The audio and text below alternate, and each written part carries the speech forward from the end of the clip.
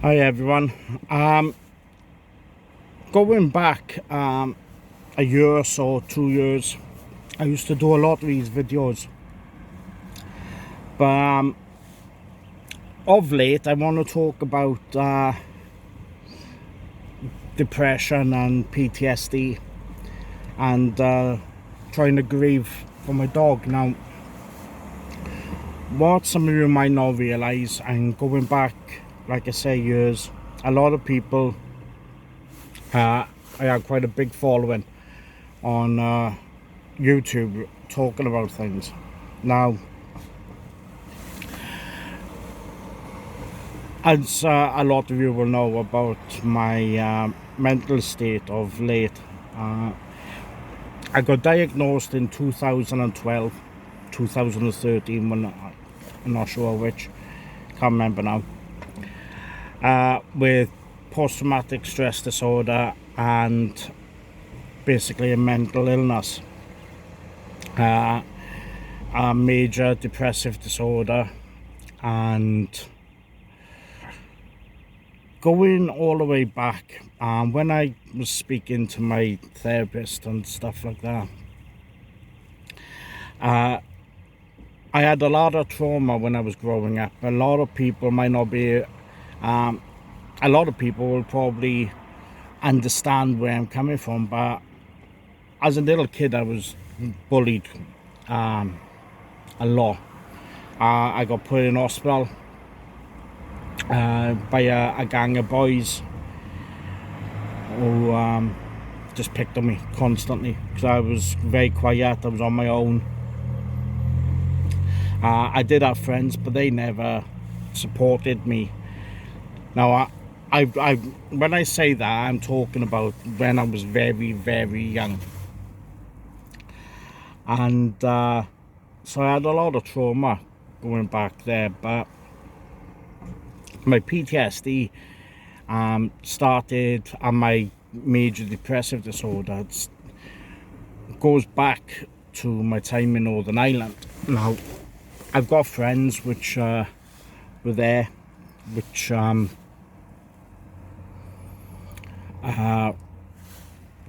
realised what happened. I had a big car accident out there. I had to be cut out of the car, and I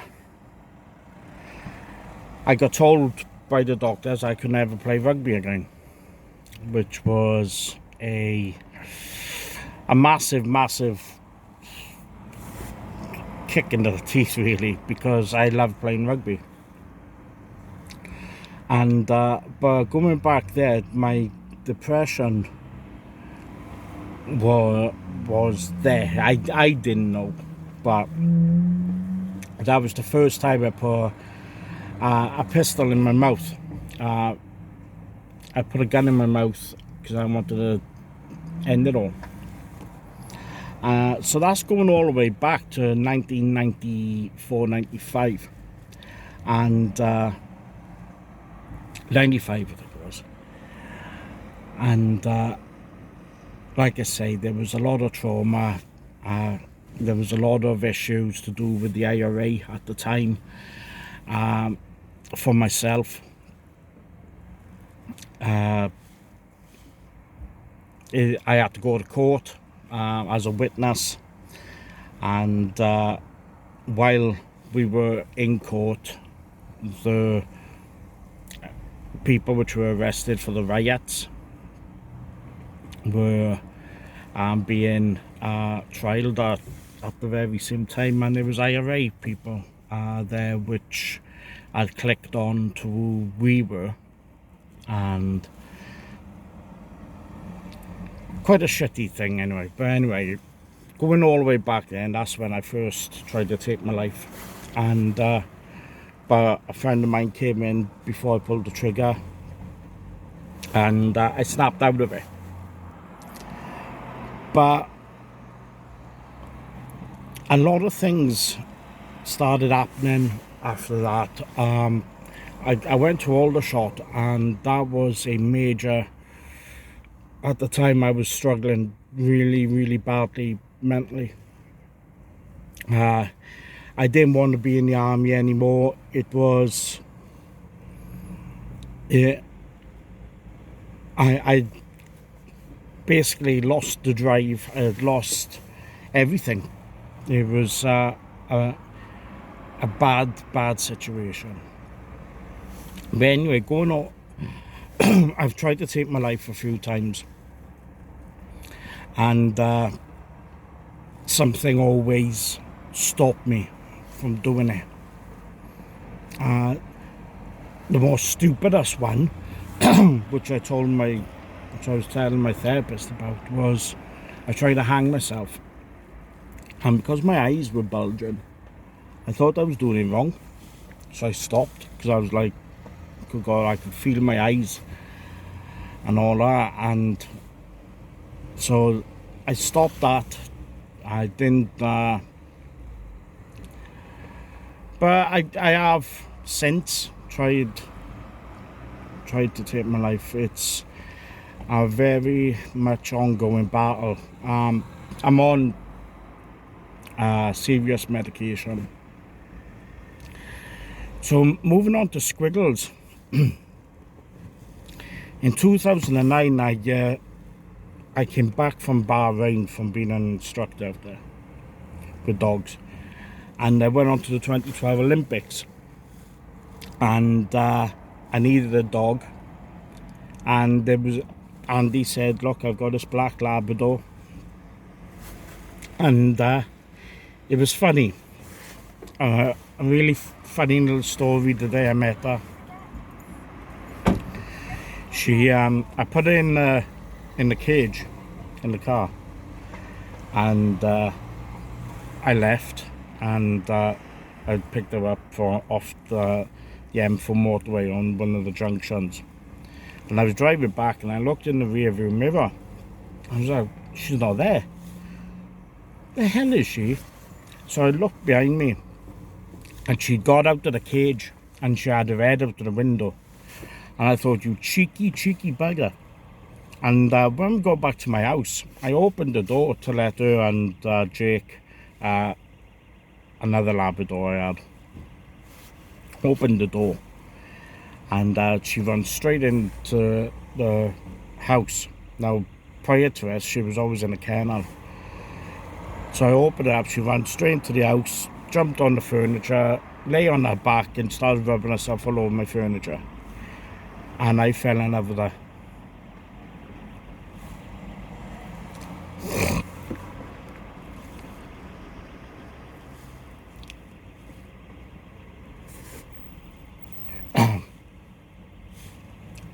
And I fell in love with her. But, excuse me. But my PTSD was very much there, and the stress of the Olympics and all the politics to do with it and all that, it was seriously taking its toll on me. But she was there.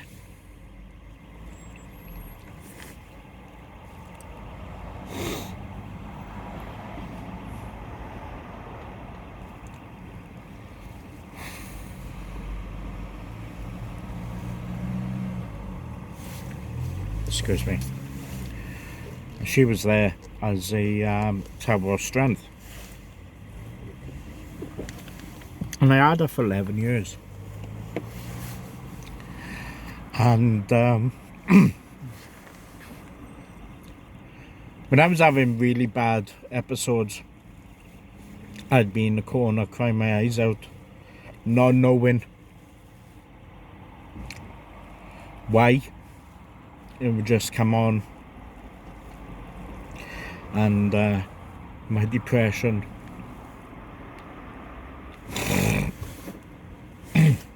excuse me, and my depression was getting worse and worse and worse,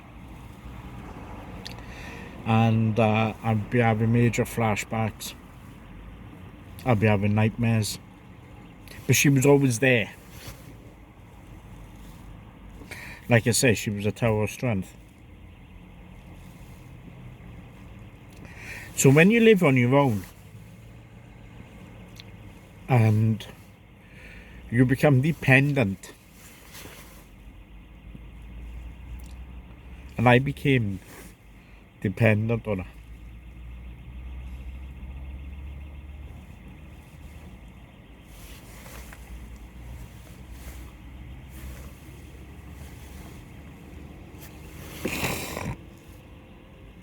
So, excuse me, sound like a pig, don't I? So, she was always there.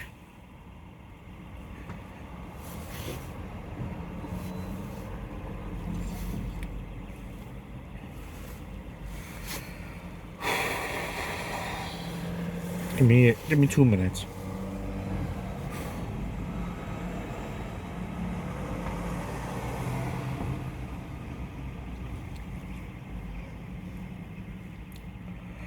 Going back anyway to my PTSD, when I got diagnosed, I never told my dad or anything like that about my what I'd seen, what had happened. I always painted a more positive picture than what it was. So, like I say, from 2000, all I done was work with dogs, and it's you get that bond. Now, what bonded me and Scriggs more was that she was my search dog. I trained her, and she became my she was my search dog. So we were working on the Olympics, searching for explosives and all that. And when you're with somebody 24 or with something 24/7 and never leaves your side for 11 years, it's like a lot of pets, people, I mean, you know what I mean, that connection's there, but it's a lot different. And people and my friends, which are explosive search dog handlers and work within the veterinary corps and all that, will understand that you have a more special bond because you put in your life into your dog's hands, because you were put in so much trust into your dog, and that dog is repaying you back 1,000-fold by searching and doing the job correctly. Now, I know people which couldn't be bloody bothered to do any sort of motivational side of it. And you imagine if that was your dog and you were in Iraq and you were searching, and you're searching for a car bomb, or you're searching for ammunition, or you're searching for whatever.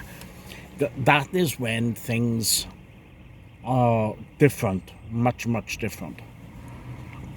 So Scriggs was my search dog on the 2012 Olympics, and we never left each other's side. Maybe the odd time when my brother would look after her because I would be going to a festival or something like that, but that was only like once a year, and I'd be for like 3 or 4 days. So when she went last week, huge part went with her, and of late the nightmares have started coming back. I'm not as jumpy as I was, but like I say, the nightmares are coming back, and it's slowly slipping back into it now.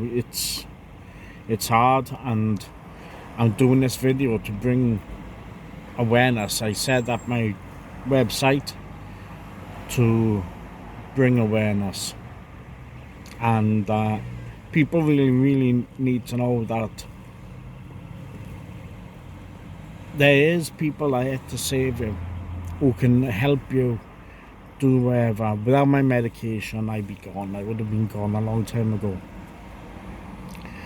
But I've had to learn to fight now this period for me is very testing. It's like I say, I'm getting the nightmares back and all that. I'm getting the crying fits, and I don't have that tower of strength. She's not there. So it's hard. It's really, really hard, and it's a battle every single day. Every night I'm waking up crying, having flashbacks, and like I say, it's only I could count on one hand. Probably there's only about 3 or 4 people now, well, I'd say 3 people which know about the true state of all my PTSD and what triggers it and what I've seen, what has happened. And it's not for me to tell you that. All I will say is that it ain't nice, and I wouldn't want anyone to have seen what I've seen. So like I said, she's my tower of strength is gone. And slowly but surely things are starting to return.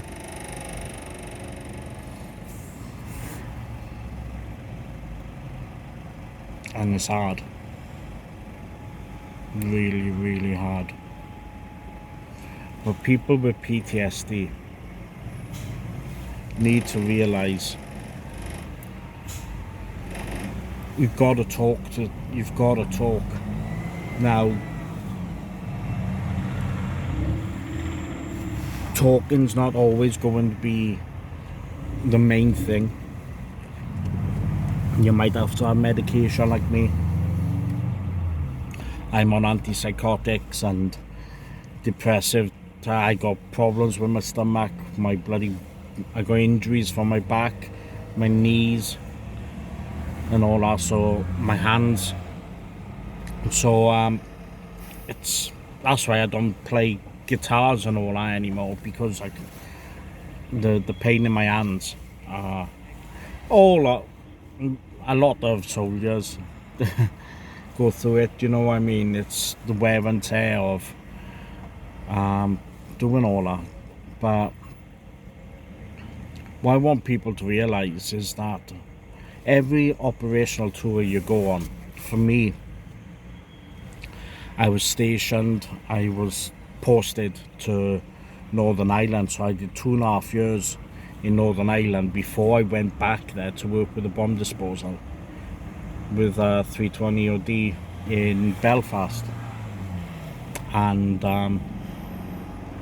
like I say, I spent 12 months in Iraq with the British Army in Basra. I spent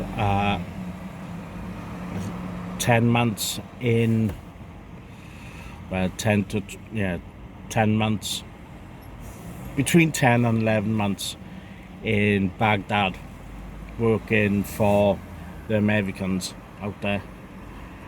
And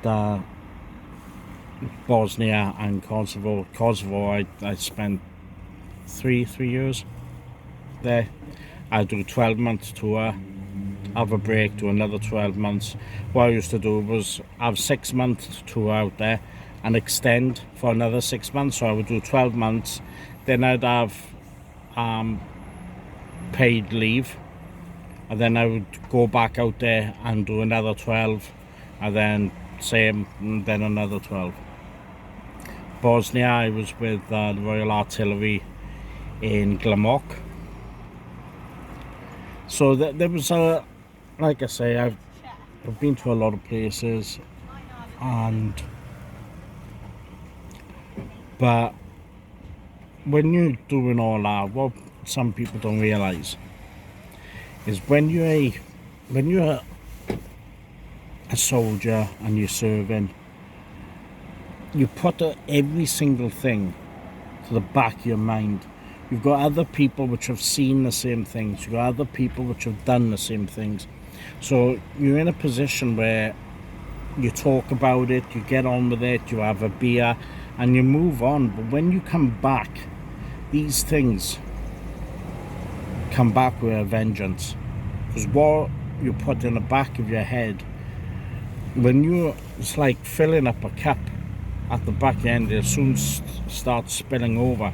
So the stuff which you put in there just keeps pouring back out. And then that's when you start getting the flashbacks and all that. Fireworks nights is I hate it. I hate it. I wish they were banned. There's no purpose for them. But anyway, that's another story. But I hope what I'm saying today, hopefully it might help somebody to go out there and say, look,